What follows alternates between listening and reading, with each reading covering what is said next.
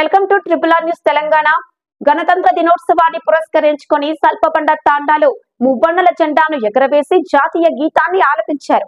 అనంతరం స్వాతంత్ర సమర యోధులకు ఘన నివాళులర్పించారు. ఈ క్రమంలో సాంస్కృతిక కార్యక్రమాలు నిర్వహించారు.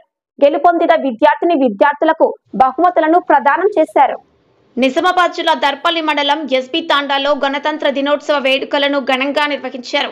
సందర్భంగా మహాత్మా గాంధీ విగ్రహానికి పూలమాలలు వేసి ఘనంగా నివాళులర్పించారు.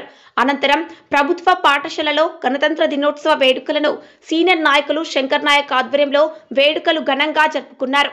ఈ క్రమంలో మువ్వన్నెల జెండాను ఆవిష్కరించి జాతీయ గీతాన్ని ఆలపించారు. అనంతరం దేశ స్వాతంత్ర్యం కొరకు ప్రాణాలు అర్పించిన అమరవీరులకు ఘన నివాళులు అర్పించారు. కార్యక్రమంలో బీఆర్ఎస్ పార్టీ సీనియర్ నాయకులు శంకర్ నాయక్, తాండా కారోబార్ బాద్యా నాయక్, వీడీసీ సభ్యులు గంగారాం, యూత్ అధ్యక్షులు శ్రీరామ్ నాయక్, రాములు నాయక్, కేతావత్ రమేష్ నాయక్, రమావత్ నాయక్, వినోద్ నాయక్, ఎస్బీ తాండా యూత్ సభ్యులు మరియు ప్రధానోపాధ్యాయులు శ్రీనివాస్, అంగన్వాడీ టీచర్ స్వరూప తదితరులు పాల్గొన్నారు. ట్రిపుల్ ఆర్ న్యూస్ ప్రతినిధి సురేందర్, మండలం దర్పల్లి, జిల్లా నిజామాబాద్.